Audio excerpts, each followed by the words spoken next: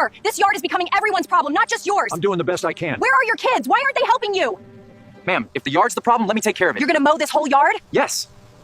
And he won't have to worry about it today. Yes. And he won't have to worry about it today.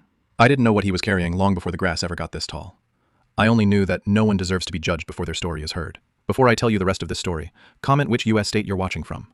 I'd love to see how many states we can find in the comments.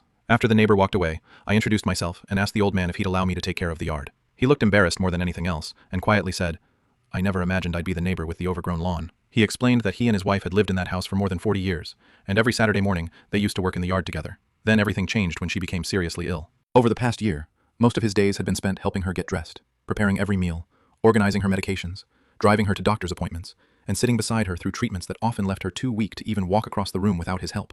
His children called almost every day, but they all lived several states away, with jobs and young families of their own. "They already carry enough responsibilities," he said.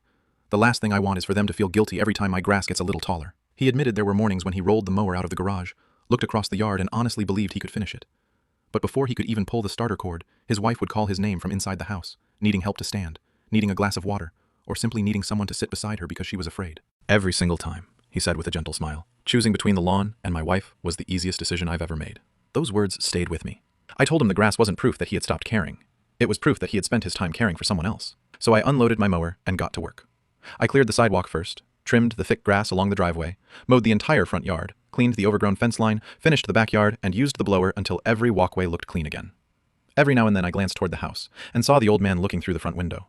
Not watching me, but checking on his wife. When the work was finally done, he invited me onto the porch for a glass of lemonade. Just then, the front door slowly opened, and his wife stepped outside with her walker. She looked across the freshly cut yard, her eyes filling with tears before she smiled at her husband. The old man gently took her hand. Neither of them noticed that I had quietly looked away for a moment, because I didn't want them to see the tears in my own eyes. As I packed my equipment to leave, the neighbor slowly walked back over. She stood there looking at the yard, then at the elderly couple sitting together on the porch.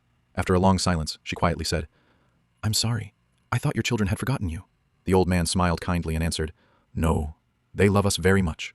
They just trusted me to keep taking care of the woman I've loved for over 40 years. The neighbor nodded, apologized once more, and before I drove away, she walked onto the porch and gave the old woman a gentle hug. Sometimes the tallest thing growing in a yard isn't the grass.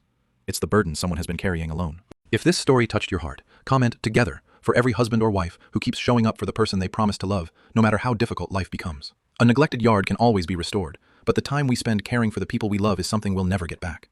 If you believe kindness still has the power to change someone's day, please like, share, and follow for more heartfelt lawn care stories. Thank you so much for watching.